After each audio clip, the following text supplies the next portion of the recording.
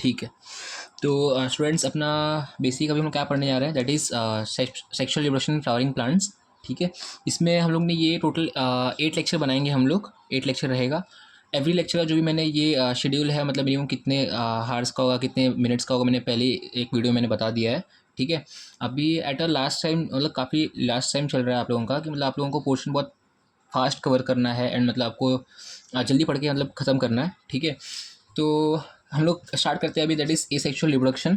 ठीक है, मैं आप लोगों को बहुत बेसिक नोट्स दूंगा, बहुत कंसाइज नोट्स दूंगा, ताकि आप लोगों का मतलब पोर्शन जल्दी जल्दी कवर हो जाए पढ़ के। ठीक है, तो अभी हम लोग क्या पढ़ने वाले हैं, दैट इज़ इस लेक्चर 1 में एसेक्सुअल रिप्रोडक्शन हम लोग स्टार्ट करेंगे और मतलब यहीं पे ख़त्म करेंगे इसको।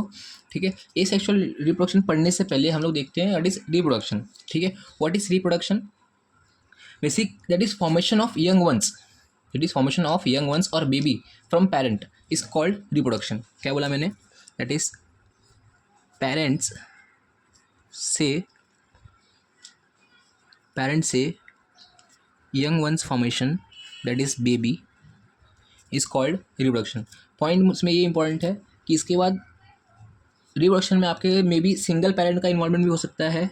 ठीक है, डबल पेरेंट का इन्वॉल्वमेंट भी हो सकता है। डबल पेरेंट मतलब क्या? That is male female. If अगर सिंगल पेरेंट इन्वॉल्वमेंट है then we called that is asexual reproduction. अगर आपका डबल पेरेंट इन्वॉल्वमेंट है that is male and female, then we called that is sexual reproduction. ठीक है, next important point ये आता है कि हम लोग रिप्रोडक्शन करते क्यों है। ठीक है, ये पॉइंट याद रखना कि that is for continuity of the species. ठीक है, ताकि अगर हम लोग सिंपल सी बात है, अगर कंटिन्यूटी ऑफ द स्पीशी मतलब क्या कि अगर हम लोग रिप्रोडक्शन नहीं करते हैं तो जो भी सारे ऑर्गेनिज्म रहेंगे वो क्या होंगे, आपके एक्सटिंक्ट हो जाएंगे। तो बेसिक एग्जाम में क्वेश्चन कैसा आएगा कि which of the following function help in continuity of the species. तो उसमें आपको 2-3 ऑप्शंस देंगे, मतलब 3-4 ऑप्शन रहेंगे, जिसमें आपका क्या रहेगा, एक तो रिप्रोडक्शन रहेगा, मेटाबॉलिक रहेगा, और भी कुछ फंक्शंस होंगे, metabolic, respiration, etcetera etcetera, nutrition वगैरह। तो बस ये पॉइंट याद रखना, दैट इज़ की reproduction is help in continuity of the species. ठीक है, इसमें कोई डाउट है? ठीक, नेक्स्ट अपना क्या है, दैट इज़ टाइप्स। टाइप्स कितने इसके? 2 टाइप्स है, that is asexual and sexual, asexual reproduction and sexual reproduction. तो हम लोग अभी इसमें क्या पढ़ने वाले हैं, जो अपना मेन एम है, मेन अभी इस लेक्चर में देखने वाले हैं, दैट इज एसेक्सुअल रिप्रोडक्शन। ठीक है, एसेक्सुअल रिप्रोडक्शन मैंने आपको पहली डेफिनेशन बता दिया, दैट इज अगर सिंगल पेरेंट से, अच्छा डेफिनेशन कैसे लिखोगे, दैट इज पहले एक पॉइंट मैं लिखता हूँ, फिर उसके बाद बताता हूँ आपको कैसे लिखेंगे। सिंगल पेरेंट से young ones formation is called that is asexual reproduction. तो डेफिनेशन कैसे लिखोगे? Formation of young once from single parent, उसके बाद और ऐड करना, formation of young once from single parent without fusion of gametes, मतलब ऐसे भी लिख सकते हो, without fusion of male and female gametes is called asexual reproduction. ठीक है, कोई डाउट इसके अंदर? एक पॉइंट भी इसके अंदर ये याद रखना कि अब मैंने यहाँ पे क्या बोला कि विदाउट फ्यूजन ऑफ गैमेट्स होगा, राइट। अगर अभी यहाँ पे फ्यूजन ऑफ गैमेट्स नहीं हो रहा है तो ये पॉइंट याद रखना कि यहाँ पे गैमेट फॉर्मेशन नहीं होगा। ठीक है, गैमेट फॉर्मेशन अगर नहीं हो रहा है तो मियोसिस भी नहीं होगा। ऑलवेज याद रखना, अगर हमको गैमेट फॉर्मेशन करना है तो हमको मियोसिस लगता है। ठीक है, नॉट ऑलवेज, कुछ एक्सेप्शंस होते हैं, बट अभी हम लोग यहाँ पे नहीं पढ़ेंगे। ठीक है, कभी मतलब जब इंपॉर्टेंट जब भी रहेगा कुछ कंसेप्ट तो बताऊंगा मैं। ठीक है, बस इतना समझ लो कि भाई आपके गैमेट फॉर्मेशन के लिए हमको क्या लगता है, मियोसिस लगता है। तो गैमेट फ्यूजन नहीं हो रहा है, गैमेट फॉर्मेशन नहीं होगा, गैमेट का मियोसिस नहीं होगा। ठीक है, गैमेट फॉर्मेशन के लिए मियोसिस नहीं होगा। नेक्स्ट अपना इंपॉर्टेंट पॉइंट ये है कि एसेक्सुअल रिप्रोडक्शन में जो बेबी जो फॉर्म होता है, दैट इज उसको हम क्या बोलते हैं, क्लोन्स। क्या बोलेंगे? क्लोन्स। अच्छा, क्लोन्स क्यों बोलते हैं हम लोग? दैट इज कि जो भी बेबी फॉर्म होगा उसको वो स्ट्रक्चरली एंड मॉर्फोलॉजिकली सिमिलर रहता है। स्ट्रक्चरली मतलब क्या कि जैसा पेरेंट का स्ट्रक्चर होगा वैसे सेम उसका भी स्ट्रक्चर होगा। मॉर्फोलॉजिकली अगर बात देखा जाए तो दैट इज जैसा उसका कलर है, जैसा उसका शेप है, ठीक है, सेम ऐसे ही वो आपके पेरेंट के जैसे दिखाई देगा, इसलिए इसको क्या बोलते हैं, स्ट्रक्चरली एंड मॉर्फोलॉजिकली सिमिलर। ठीक है, कोई डाउट इसके अंदर? इसके बाद हम लोग क्या देखने वाले हैं, that is 3 types of asexual reproduction. ठीक है, कौन से टाइप्स है हम लोग पहले देखेंगे, दैट इज फ्रेगमेंटेशन है, बडिंग है, एंड आपका एक और दैट इज कौन सा है, दैट इज स्पोर फॉर्मेशन। ठीक है, तो सबसे पहले हम लोग क्या देखने वाले हैं, दैट इज फ्रेगमेंटेशन। जब भी आप टाइप छोड़ोगे तो सबसे पहले उसका ये इंपॉर्टेंट पॉइंट याद रखना कि इसका एग्जाम्पल, तो फ्रेगमेंटेशन का एग्जाम्पल कौन सा है, दैट इज कॉल्ड स्पायरोगायरा। गायरा, ठीक है। इसमें क्या, अच्छा वेरी इंपॉर्टेंट पॉइंट याद रखना कि इसमें जो ऑर्गेनिज्म यूज जो रहता है वो ऑलवेज आपका क्या रहेगा, मल्टी सेलर ऑर्गेनिज्म। क्या रहेगा, मल्टी सेलर ऑर्गेनिज्म, ठीक है, मल्टी सेल्यूलर ऑर्गेनिज्म, ठीक है। फ्रैगमेंटेशन जो होता है आपके मल्टीसेलर ऑर्गेनिज्म शो करेंगे, उसमें क्या होता है कि अभी सिंपल सी बात यहाँ पे क्या लिखा है, फ्रैगमेंटेशन। फ्रैगमेंटेशन मतलब क्या, कि जो बॉडी का जो पार्ट है, मतलब पूरा बॉडी ऑर्गन जो बॉडी रहेगा उसका, उसमें क्या होगा, आपका फ्रैगमेंट्स फॉर्म होंगे। क्या होगा, फ्रैगमेंट होगा। एंड ये फ्रैगमेंट क्या होगा आपके, late consider this much part, ये एक फ्रैगमेंट हो गया। अब ये फ्रैगमेंट जो होता है आपका, ये फर्दर और ग्रो होगा और मल्टीप्लाई होगा, मतलब मल्टीप्लाई और डिवाइड होगा and form into new ones, that is new multicellular organism. कोई डाउट इसके अंदर, इसको बोलते हैं every individual will form new spore वगैरह। ये भी अपना अलग बनाएगा, ये भी अपना अलग बनाएगा, ये भी अपना अलग बनाएगा एंड ये भी अपना अलग बनाएगा, ठीक है। ये अपना हो गया एग्जांपल, दैट इज स्पाइरो वगैरह। अच्छा, तो ये पॉइंट याद रखना कि जो यूनिसेलुलर ऑर्गेनिज्म जो है उनके अंदर हमें ये फ्रैगमेंटेशन देखने नहीं मिलता है। क्यों, लेट कंसिडर आपका ये अगर सिंगल सेल है, ठीक है, यूनिसेलुलर मतलब क्या, सिंगल सेल है, अगर इसका मैं फ्रैगमेंट करूँगा, ठीक है, तो एवरी सेल का अगर ये फ्रैगमेंट अगर होगा तो ये क्या होता है कि सेल विल डिस्ट्रॉय। तो डिस्ट्रॉय होने की वजह से आपका यहाँ पे क्या होगा कि फ्रैगमेंट मतलब आपस से वो ग्रो नहीं हो पाते हैं, ठीक है। तो इसीलिए याद रखना कि फ्रैगमेंटेशन जो है आपका यूनिसेलुलर ऑर्गेनिज्म में नहीं देखने मिलेगा, मल्टीसेलुलर ऑर्गेनिज्म आपको यहाँ पे देखने मिलता है, ठीक है। नेक्स्ट अपना एग्जाम्पल क्या है, दैट इज बडिंग। बडिंग का एग्जाम्पल आपके बुक में दिया हुआ है, that is next type, that is budding. Example क्या है, ईस्ट एंड हाइड्रा, ठीक है। अगर अच्छा मैं ईस्ट की बात करूँ तो ईस्ट का आपका मतलब आपके बुक में डायग्राम दिया हुआ है, वो डायग्राम में ध्यान दो। Let this is your parent hydra, ठीक है। पेरेंट हाइड्रा पे आपका यहाँ पे क्या हो रहा है, सॉरी पेरेंट हाइड्रा नहीं, पेरेंट ईस्ट, पेरेंट ईस्ट। अब यहाँ पे क्या फॉर्म हो रहा है, बर्ड फॉर्म हो रहा है, इसको हम क्या बोलेंगे, चैन ऑफ बर्ड। क्या बोलेंगे, चैन ऑफ बर्ड, ठीक है। ये आपका एडिस हो गया parent hydra, sorry parent east. अब ये जो इंडिविजुअल है ये डिवाइड, ये आप यहाँ से सेपरेट होंगे एंड ये सेपरेट होने के बाद आपका क्या होगा कि जो बेबी जो बेबी बर्ड जो है इट विल कन्वर्ट इनटू या फिर ग्रो इनटू न्यू ईस्ट, ठीक है। सेकंड एग्जांपल क्या है जो आप 8-9 से पढ़ते आ रहे हो, दैट इज 9-10 से पढ़ते आ रहे हो, दैट इज हाइड्रा का। हाइड्रा में अपना कैसा होता है कि यहाँ पे उसका दैट इज ऐसा कोई बॉडी है, ये टेंटेकल्स हो गए, ठीक है। यहाँ पे एक बर्ड लाइक स्ट्रक्चर होगा, ये बर्ड क्या होता है आपका यहाँ पे ग्रो होगा, ठीक है। पहले स्मॉल बेबी हाइड्रा ग्रो हुआ, उसके बाद यहाँ पे क्या होता है कि इनके बॉडी में ना टेंटिकल्स फॉर्म होते हैं, स्मॉल स्मॉल टेंटिकल्स फॉर्म होगा। एंड जैसे टेंटिकल्स फॉर्म होते हैं, ऑलवेज याद रखना पहले वो नॉर्मल बर्ड ग्रो होंगे, उसके बाद में टेंटिकल्स फॉर्म होता है, उसके बाद में जैसे टेंटिकल्स फॉर्म हो गए फिर वो आपका यहाँ पे अलग हो जाएंगे। और जैसे यहाँ पे अगर अलग हो गए तो सिंपल सी बात है, आपका जो ये बेबी जो हाइड्रा है it will grow into new organism. मतलब न्यू ऑर्गेनिज्म मतलब क्या, वापस से वो पेरेंट हाइड्रा में ग्रो होने, पेरेंट हाइड्रा में ग्रो हो मतलब होने का ट्राई करेंगे, ठीक है। ट्राई नहीं करेंगे, मतलब ग्रो होगा इन शॉर्ट। अगेन मैं क्या बोल रहा हूँ कि आपका जो ये बेबी हाइड्रा जो है it will grow into parent hydra, ठीक है। नेक्स्ट अपना क्या है, that is third type. Third type अपना क्या है, थर्ड टाइप कौन सा होगा आपके यहाँ पे, दैट इज स्पोर फॉर्मेशन, ठीक है। स्पोर फॉर्मेशन कौन से आएंगे यहाँ पे आन दो। इसका एग्जाम्पल क्या है, सबसे बेस्ट एग्जाम्पल है that is called Chlamydomonas, CH Chlamydomonas, ठीक है।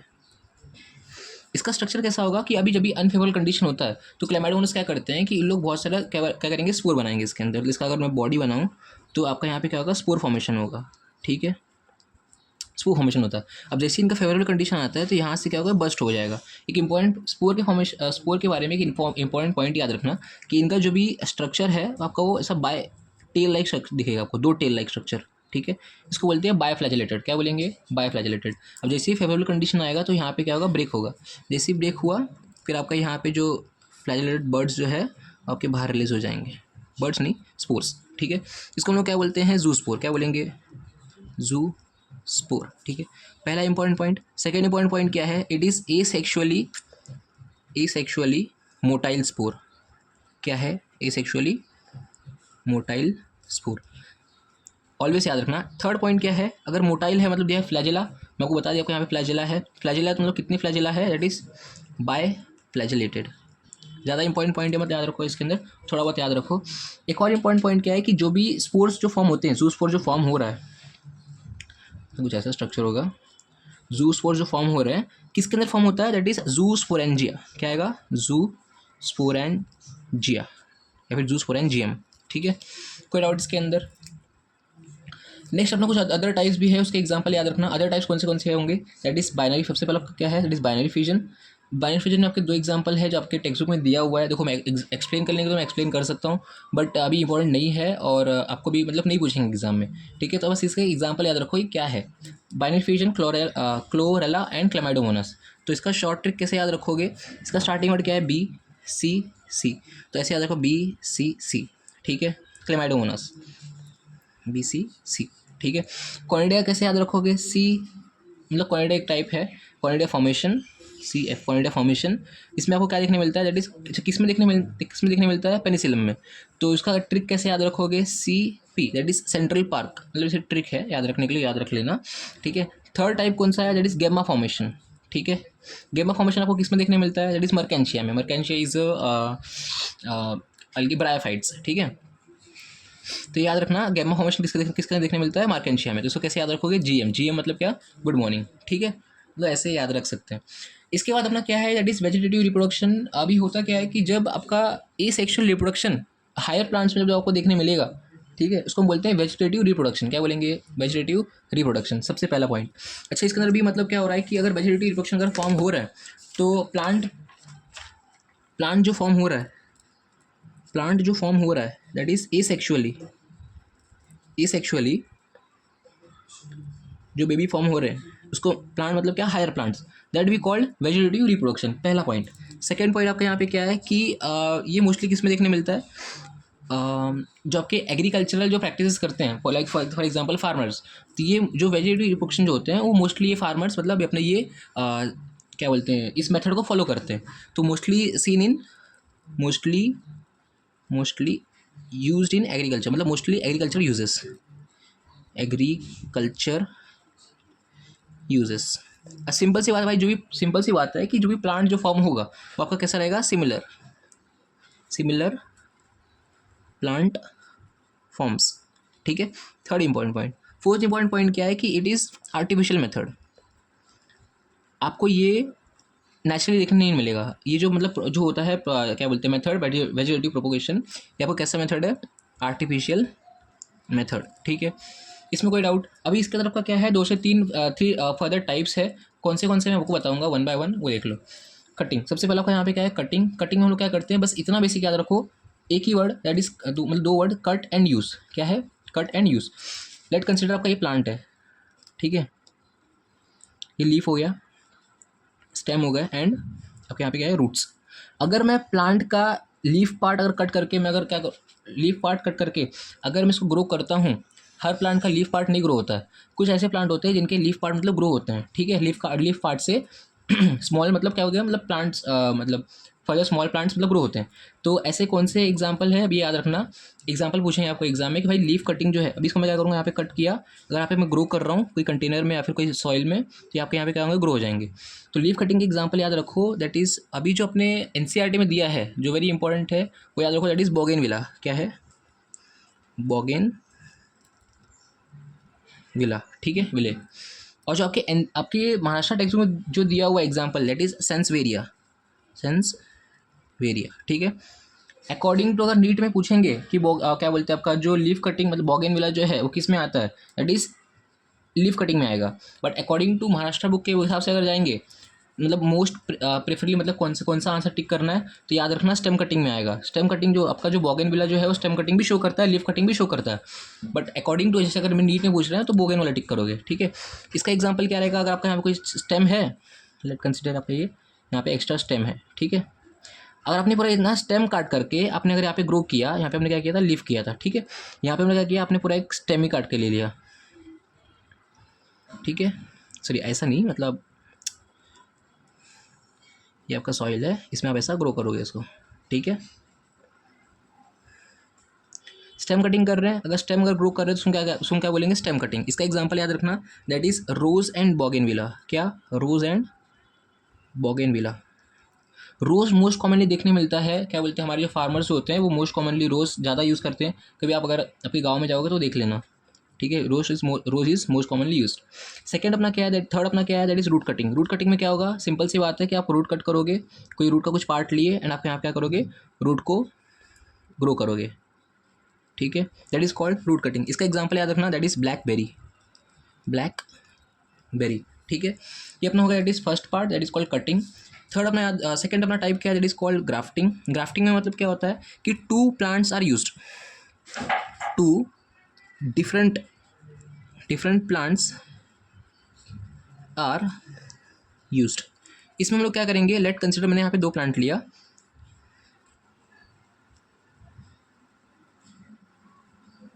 ठीक है, ये दो प्लांट लिया मैंने, मान लो आपका ये क्या है, रेड रोज़ है, रेड रोज़ मतलब रेड रोज़ फ्लावर प्लांट है, ठीक है। एक और मैंने प्लांट कौन सा लिया है,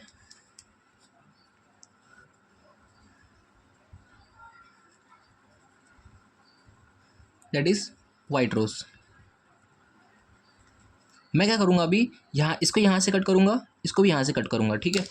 अब अपर पार्ट इसका जो होगा, अपर पार्ट इसको बोलेंगे स्टॉक, सॉरी स्कायन बोलेंगे, क्या बोलेंगे, स्कायन, SCION, ठीक है। इसका जो लोअर पार्ट है इसको हम क्या बोलेंगे, स्टॉक, क्या बोलेंगे, STOCK। मैं उल्टा भी कर सकता हूँ। अब मैं क्या करूँगा कि इसका मैंने क्या किया, मुझे ऐसा बनाना था कि मैंने क्या किया, इसका स्टॉक पार्ट लिया, ठीक है। अगर थोड़ा जूम करता हूँ मैं, तो मान लो आपका ये स्टेम था ऐसा, ठीक है, स्टेम था किसका, ये रेड रोज़ का, और ये स्टेम आपका है वाइट रोज़ का, ठीक है। तो मैंने यहाँ पे क्या किया कि जो वो रेड रोज़ था उसको मैंने ऐसे कट किया स्लैंटिंग में, कैसे कट करूँगा, स्लैंटिंग में, ठीक है। इसका भी सेम एज इट इज़ मैंने ऐसे कट किया स्लैंटिंग में, दिखाई दे रहा है, ठीक है, स्लैंटिंग में कट किया। ऐसा इसलिए कट करते हैं ताकि अगर आपने इस पार्ट को, अगर आपने यहाँ से लिया इस पार्ट को, ठीक है, इसको मैं क्या करूँगा, यहाँ पे इस पार्ट से ज्वाइन करूँगा, इस पार्ट से ज्वाइन करूँगा, ज्वाइन करूँ तो आपको यहाँ पे कैसे फॉर्म होगा, इट विल लाइक दिस। ये आपका ब्लैक पार्ट हो गया, दैट इज़ रेड रोज़ का, एंड आपका यहाँ पे ये दैट इज़ वाइट रोज़ का। अब जैसे ही मैं इसको ऐसा मतलब ऐसा अगर कंबाइन करता हूँ, तो कंबाइन करने के बाद यहाँ पे क्या करूँगा, मैं इसको मैं टाई करूँगा, और एक और मतलब कुछ ऐसा कुछ लकड़ी वगैरह होगा तो सपोर्ट में एक लकड़ी यहाँ पे लगा दूँगा और उसको टाई कर दूँगा, क्योंकि वो टूटे ना और गिरे ना, ठीक है। अब पॉइंट ये है कि अगर मैं अभी नया प्लांट अगर जो फॉर्म हो रहा है मेरा, तो उसमें जो फ्लावर प्रोड्यूस जो होंगे वो कैसे प्रोड्यूस होंगे, रेड प्रोड्यूस होंगे कि वाइट प्रोड्यूस होंगे कि मतलब मिक्सड होगा। तो ऑलवेज याद रखना कि जो नया प्लांट जो होता है, अगर मैं यहाँ पे थोड़ा जगह नहीं है मेरे यहाँ पे, लेट ये प्लांट है, ठीक है,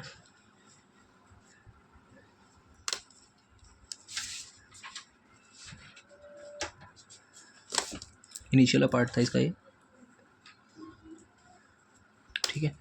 अब यहाँ पे अगर मैं फ्लावर अगर ग्रो करूँगा तो इसमें आपका कैसा था, सिर्फ रेड रोज़ था, इसमें वाइट रोज़ था, इसमें जो फॉर्मेशन होगा उसमें आपका रेड रोज़, वाइट रोज़ और कॉम्बिनेशन पिंक रोज़ भी फॉर्म होंगे, ठीक है। इसलिए ये एडवांटेज होता है ये मेथड आपका, that is grafting method for farmers, ठीक है। डिफरेंट टाइप के रोजेस मतलब आपको देखने मिलते हैं, ठीक है। इसका एग्जाम्पल याद रखो किस में देखने मिलेगा, एक आपका तो मैं बता दिया दैट इज़ रोज़, ठीक है। एक और एग्जाम्पल क्या है, दैट इज़ एप्पल एक्सेट्रा, ठीक है। एक और इसमें एक पॉइंट होता है that is called bud grafting. कुछ नहीं करेंगे कि यहाँ का आपका एक जो लीफ का जो एंड होता है, एंड पॉइंट, यहाँ पे ना एक बर्ड लाइक स्ट्रक्चर होता है। ये बर्ड लाइक स्ट्रक्चर में क्या करूँगा कि यहाँ का लीफ कट करके, इसको मैंने मालूम हटा दिया मैंने, कट करके ये मैं बर्ड क्या करूँगा, यहाँ पे अटैच कर दूँगा, और अटैच करने के बाद उसको क्या करूँगा, मैं उसको सेलो टेप वगैरह या फिर मतलब कुछ बांधने की कोई चीज़ होगी, मतलब जो रस्सी वगैरह होगा उससे मतलब उसको कॉइल करके उसको मैं अटैच कर दूँगा, और वो मतलब क्या होगा कि वहाँ से आपका नया स्टेम आपका यहाँ पे ग्रो होगा, ठीक है। That is called normally bud grafting. Third and last कौन सा है, that is called tissue culture.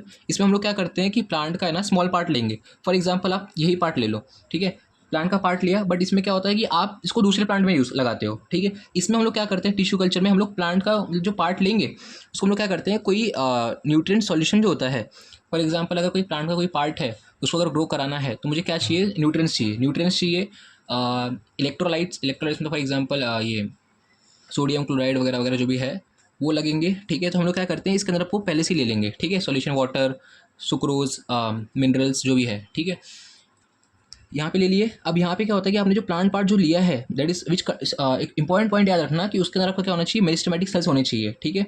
That small part is called, अभी होता क्या है कि जो स्मॉल पार्ट जो होता है इट कंटेन मतलब ग्रुप ऑफ सेल्स ना, तो उसको क्या बोलते हैं, दैट इज़ कॉल्ड कैलस, ठीक है, स्पेसिफिक नाम दिया गया है, दैट इज़ कॉल्ड कैलस। ये हम लोग कैलस क्या करते हैं, यहाँ पे ग्रो करते हैं। जैसे अगर ग्रो करेंगे तो ये कुछ टाइम बाद क्या होगा, यहाँ पे आपका ये पे यहाँ पे कैलस से शूट एंड रूट फॉर्मेशन होगा।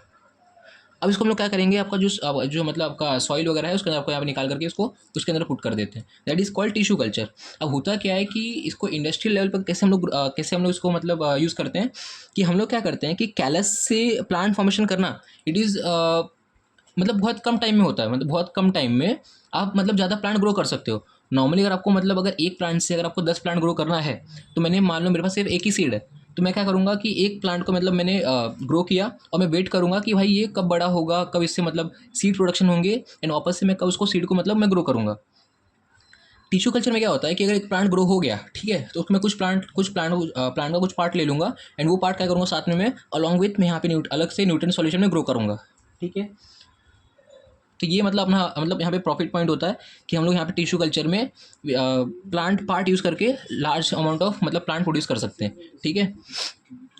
ग्रो, अच्छा एक और इंपॉर्टेंट पॉइंट क्या है कि हम लोग कहाँ से ग्रो कर रहे हैं, grow in the external environment, grown in the external environment, ठीक है। Use in the large amount, इससे हम लोग लार्ज अमाउंट ऑफ क्या बोलते हैं अपना ये प्लांट प्रोडक्शन कर सकते हैं। वेरी इंपॉर्टेंट पॉइंट याद रखना कि जो प्लांट पार्ट यूज़ करते हैं वो काफ़ी छोटा होता है, स्मॉल होता है, that is called micro propagation. This small part use करके हम लोग क्या करते हैं, लार्ज नंबर ऑफ प्लांट्स हम लोग फॉर्म करते हैं, ठीक है। तो ये हमारा टिश्यू कल्चर का मेथड होता है। कोई डाउट इसके अंदर, मेथड और यूज़ होता है। ग्राफ्टिंग में क्या था कि आप लोग क्या करते थे कि कुछ 2 डिफरेंट प्लांट्स को आप क्या करते थे, मिक्स करते थे, एंड आपको यहाँ पे क्या मिलता था, कुछ नया मिलता था, ठीक है। नया मतलब क्या कि उस दोनों का कॉम्बिनेशन मिलता था, ठीक है। टिश्यू कल्चर में क्या होता है कि आप जो भी प्लांट लोगे उसका सेम एग्जैक्टली मिलेगा आपको। जैसे कि आपने अगर रेड रोज लिया है तो रेड रोज का रेड रोज ही मिलेगा, ठीक है। ग्राफ्ट कटिंग जैसा था कि आप क्या करते थे कि कुछ भी आप लीफ का पार्ट कट करोगे, या फिर मतलब स्टेम कट करोगे, या फिर रूट कट करोगे, एंड उसको कट कर क्या करोगे आप सॉइल में मतलब ग्रो कराओगे, दैट इज लीफ कटिंग, ठीक है। ये हम लोग देखते हैं वेजिटेटिव प्रोपोगेशन में, ठीक है। यहाँ पे कोई अगर डाउट रहेगा तो मुझे बताना। Thank you.